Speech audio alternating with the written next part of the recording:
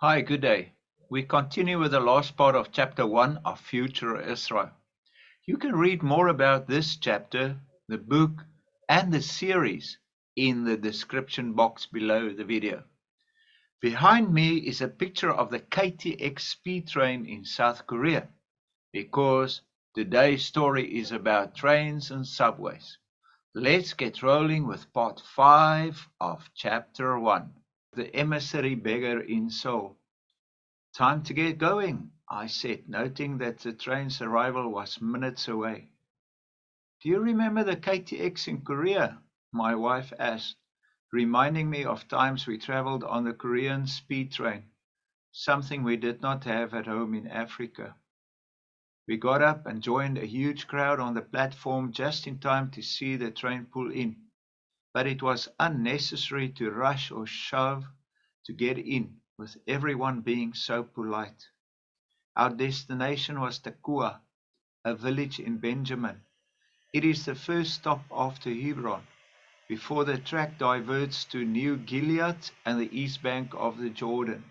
Being only 16 kilometers or 10 miles southeast of Jerusalem, Tekoa is close to the conference and other venues on our 10-day itinerary, which is why we elected to use the guest house of a widow we knew as our base. Tekoa was home to the prophet Amos, who tended sheep and pigs in this area in around 750 before Christ, and famously prophesied the restoration of the fallen tent of David, as did Jeremiah, and the apostles understood it. A stiff breeze was blowing outside, and the morning sun baked on the recently constructed airport buildings, which will serve the mammoth number of future visitors to Royal Israel. The land is being called Beulah, the beautiful, in many songs, prose, and prayers these days, for it will host the temple on completion, making the holy city the most revered, the most elevated place on the planet. Eretz Israel has truly become sought out and no longer forsaken. Forgotten are the many times Jerusalem was plundered and the centuries she was trampled on by her enemies. At long last, Jerusalem is being reconstructed in honor of the Almighty, removing everything that's not kosher, including the Arab grapes on the eastern wall and the Kidron Valley. We had a nice view, and looking through the huge tinted windows, could see that the roads were busy, but not jam-packed. Brightly colored buses and yellow taxis were in abundance, rushing up and down the wide roads leading to Yaakov International, as one would expect at one of the world's busiest airports. Traveling past the airport's northern side, 7 massive white airships moored to their masts caught my eye, as I've never seen so many of these new ships capable of carrying huge payloads. "Wow, look at those airships." "Where?" asked my wife, startled at my excitement. "Look, the first one is called Phoebe of Kenchria," I said, and then read the names of the other ships out loud as we went past. "Then there's Epenetus 1, Tryphenia and Tryphosa, Erastus and Quartus, Androcynus and Junius." I strained to see the names of the 2 last ships. "Who are they named after?" asked my wife, mystified until we saw the names of the last 2 ships. "Tertius the scribe, and Priscilla and Aquila." "Ah, they were the friends of Paul, the first Christians," they exclaimed, and laughed at having solved the puzzle. "Yes, Romans 16, I confirmed, and gave her a nudge. "Those ships will serve the nations, just as those first disciples who took the gospel to the world." "We must some day go see the altar and the pillar in Egypt," I said, pointing at an enormous road sign giving the distances to various destinations in Egypt. "Altar and pillar?" my wife asked, not knowing what I was talking about. "Yes, the ones mentioned in Isaiah 19. They've recently finished the pillar's construction," I explained. I knew that Isaiah foresaw the highway linking Egypt and Assyria as sister nations to Israel, But what about an altar? She responded.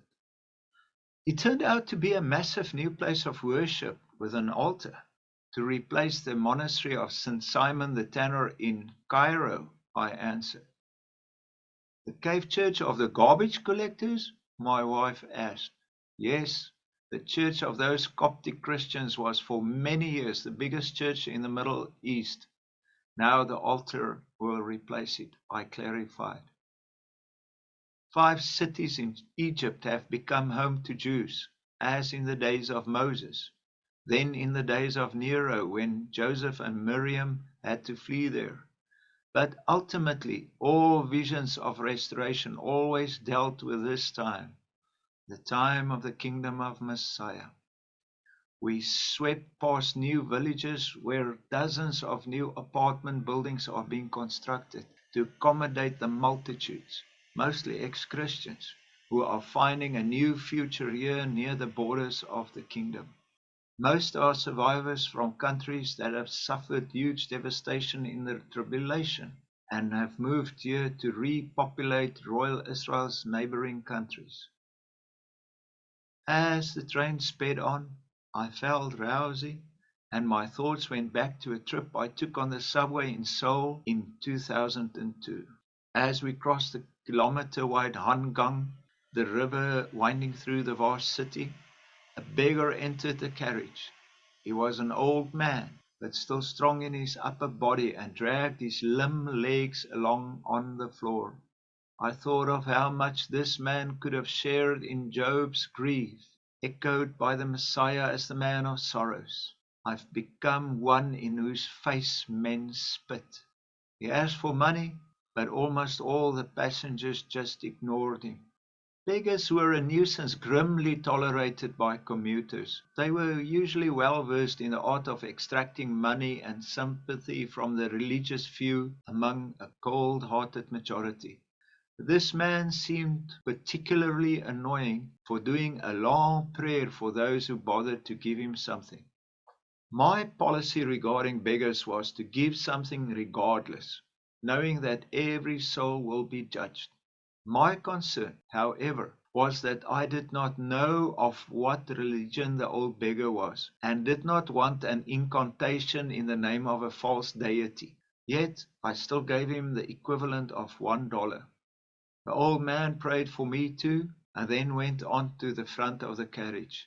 It was only then that I noticed a large embroidered cross and the name of Messiah on the back of his old denim jacket. It again reminded me that we never know who Yeshua's brethren are, and that the old man was probably, like Lazarus of the parable, closer to the bosom of Abraham than any of us. It was not the poor old man who was failing the exam called life, as people may have thought.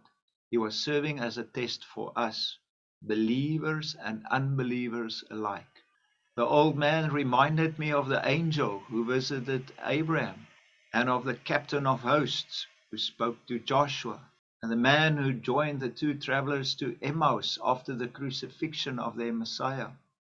The commuters on the train that day missed the opportunity to present a gift to our King via that humble emissary who had to drag himself through the streets of Seoul. Prosperous Seoul, with its famous mega churches and hundreds of red neon crosses shining at night among the rooftops, marking its many churches. No other Asian city had more churches than Seoul in the latter stages of the time of the Gentiles, though less than 20% of that nation were Christians. Unfortunately, as Korea's credit-fueled prosperity increased, so did the cancer of atheist globalism and false teachings. But prayer worked miracles among the faithful in those last harvest days, as the era drew to an end. And so, as a tired but happy old man, I dozed off to the rhythmic sound of a train rushing into the Land of Immanuel. To get to the end. Thank you for having watched Chapter 1's last part, Part 5. I will continue with Chapter 2 in the next video. There are 3 chapters in Book 1, Arrival, and there are 5 more books in the series. so we still have lots to read. I trust that viewers find it interesting. Please like and subscribe and share this vision of victory with fellow believers. Shalom.